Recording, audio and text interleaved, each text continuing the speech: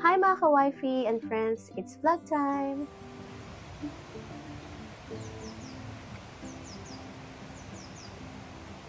Hello mga ka-wifey and friends, kamusta po kayong lahat? Ako, kakaiba ang ating video ngayon kasi tayo ay magre-review. Ako, excited ako i-reveal sa inyo ang aking na-discover na bagong microphone, the SX21. Ito na lang yung box.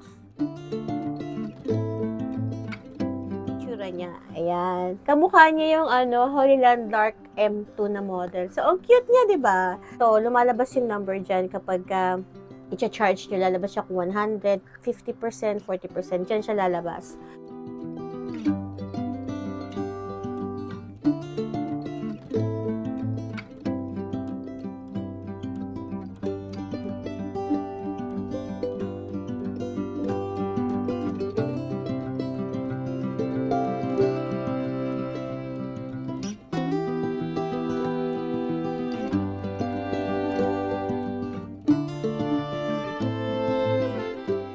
Gusto ko yung style na ganito kasi very distinct siya. Ganyan siya, oh.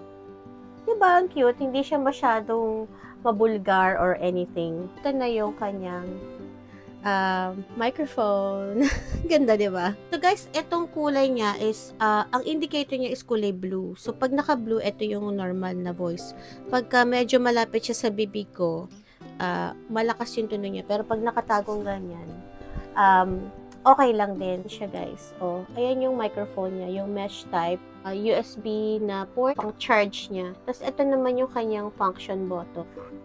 And also, meron siyang kasamang manual, of course. So ito yung manual niya.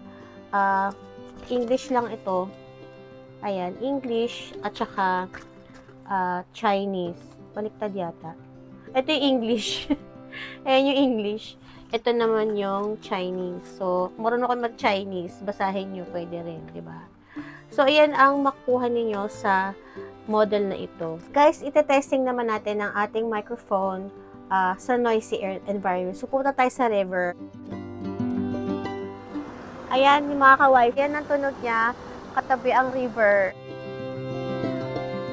So, ngayon naka-noise cancellation mode siya, guys. Hindi ko pa siya naririnig, So, ang color indicator niya is blue and red. So, how does it sound, guys? Ayan na, nandito tayo sa river. Totoong river to, guys. Hindi ito, fake. Totoo yan,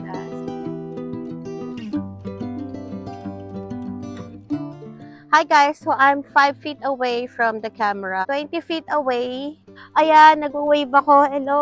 Ito ako ngayon. Medyo malayo na ako. Ayan, lumiikot ako sa likod. Alright guys, kung nasa city naman kayo or nasa crowded area kayo, baka ma-interrupt ang inyong reception. So, don't expect too much kapag nasa crowded area. Sa akin kasi umabot ng 200 kasi open space kami, okay? So guys, sa pag ganitong situation, medyo mahangin, ayan. Ang pinaka-the best na gawin nyo is first option is ilagay nyo na lang yung microphone ng ganito. Medyo manipis lang yung blouse ko, kaya baka pumasok pa rin yung wind. Tapos patungan nyo na lang ng blouse na ganyan, kasi maririnig pa rin naman yung boses nyo. Or, tumalikod kayo sa hangin. If you're interested to buy this, I will give the link down below here on Amazon. I will get a small commission lang naman, but it will help my channel. And also, para ma-inspire kayo mag-start ng YouTube, or kung work from home kayo, mura lang ito, guys.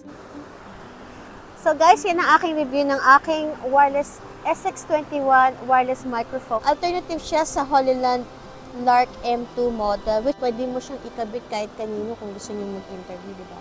So that's my review of the wireless microphone SX21. I hope you find this helpful, and if you really like it, please comment down below. So thank you so much for watching and have a great day. See you soon. Bye! Mwah!